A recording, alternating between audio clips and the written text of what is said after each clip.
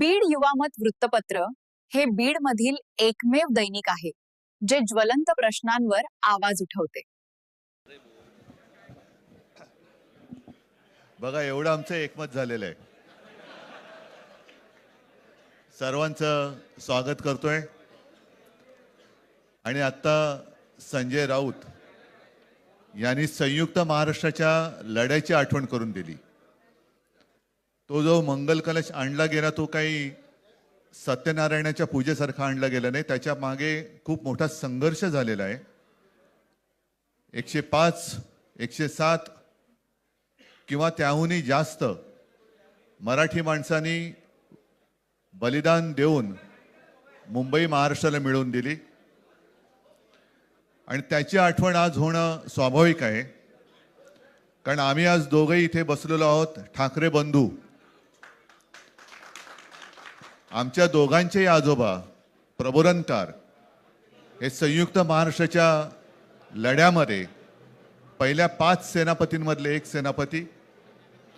त्यांच्यासोबत माझे वडील म्हणजे शिवसेना प्रमुख हिंदू हृदय सम्राट बाळासाहेब ठाकरे, राजचे वडील म्हणजे माझे काका श्रीकांतजी ठाकरे, म्हणजे अख्खं ठाकरे घराणं त्यावेळेला मुंबईसाठी संघर्ष करत होता. त्याच्यानंतरचा इतिहास मी काही आता तुम्हाला सांगत बसत नाही.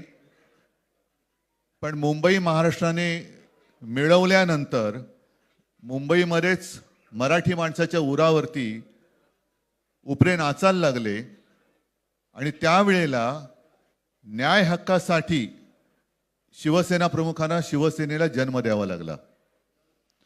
साधारणतः 60-65 वर्ष आता होतील. पुढच्या वर्षी शिवसेनेला 60 वर्ष होतील.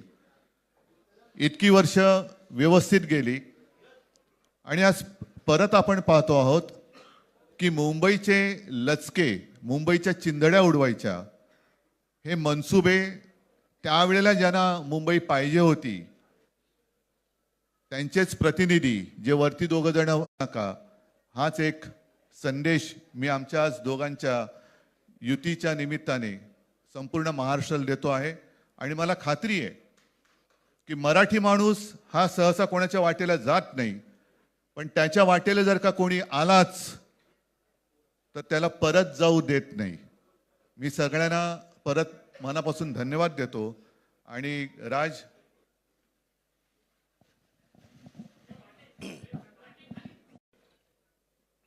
आणि मी मुद्दामून आठवण करून देतो त्या गोष्टींची. आणि त्या मुलाखतीमध्ये मी असं म्हटलं होतं की कुठल्याही वादापेक्षा आणि भांडणापेक्षा महाराष्ट्र मोठा आहे.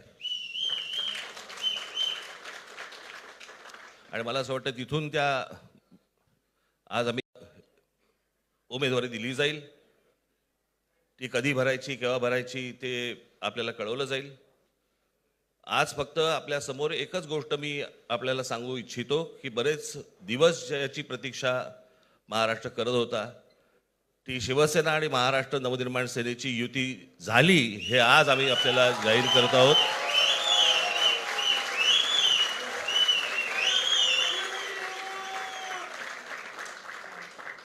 धन्यवाद.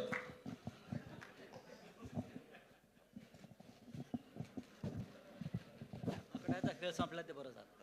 नाही, आकड्यांचा खेळ आता सांगायचं नाही.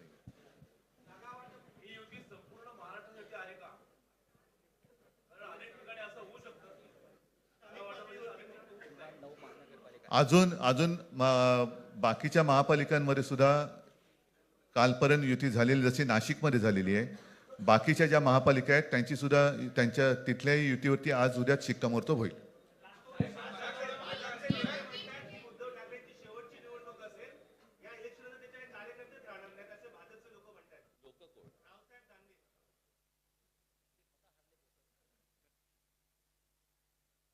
त्यांच्यावरती प्रतिक्रिया देण्याच्या तरी पातळीचे राहिलेत का ते?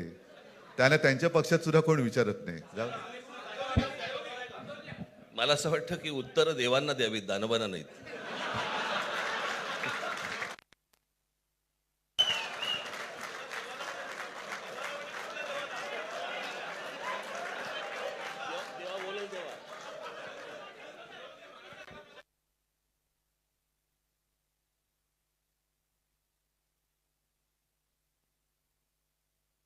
मुंबईचा महापौर मराठीच होणार आणि तो आमचाच होणार.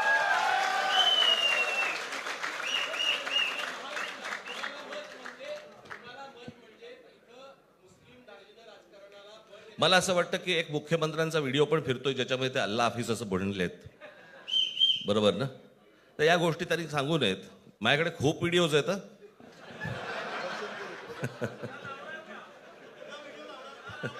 काय ते काय बोलतात त्याच्यावरती माझे व्हिडिओ तयार असतील.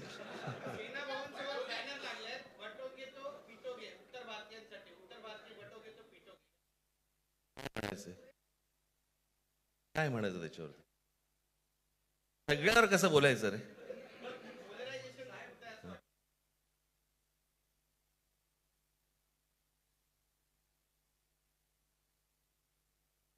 मला असं वाटतं आज मुंबईचं मी तुमच्यासमोर आम्ही जाहीर करत आहोत आणि बाकीच्या जशा अशा होतील तशा तुम्हाला कळवलं जातील.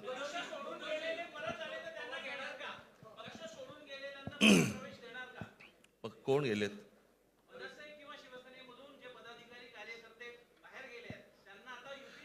येऊ तर देत पहिलं.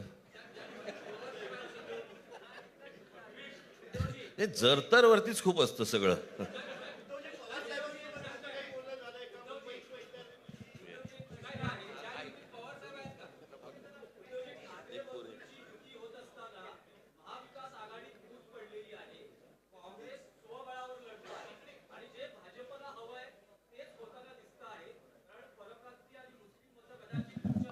भाजपला काय हवं आहे ते भाजपने पाहावं, मराठी माणसाला काय पाहिजे ते आम्ही पाहतो.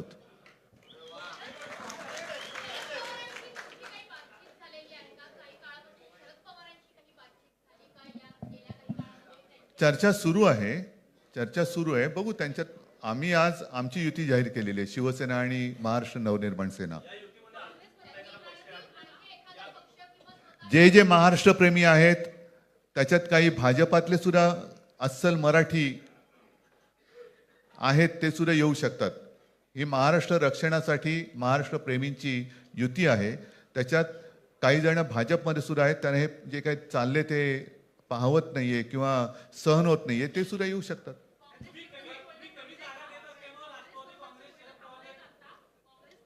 काँग्रेसने जर जाहीर केलं ना, हो मग आता म्हणजे आणखीन काय बोलायचं? तोडलं का?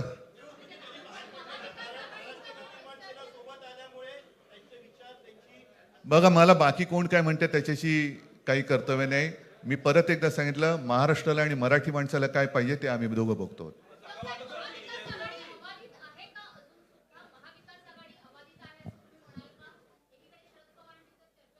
सगळे पक्ष बाहेर पडून आघाडी अबाधित आहे.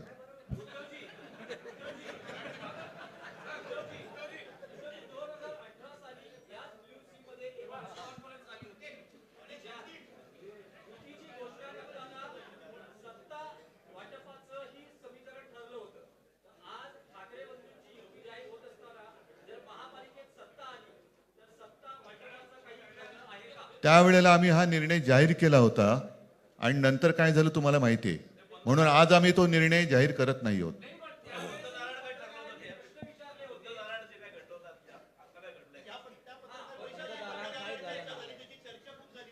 आता आमचं दोघांचंच घर आहे ना, दार बंद कशाला करायचं? ठीक आहे, चला. मला असं वाटतं बाकीच्या प्रश्न आता काही तसं काही नाहीये. निवडणुकीपूर्वी अरे झालेलं आहे ना जागा वाटप. माझी निघताना फक्त एकच छोटी विनंती आहे. ज्यांचं मुंबईवरती, महाराष्ट्रावरती, मराठी माणसावरती प्रेम आहे, अशा सर्व माझ्या पत्रकार बांधवांना, भगिनींना माझी विनंती आहे की आमच्या पाठीमागे उभे राहा. धन्यवाद.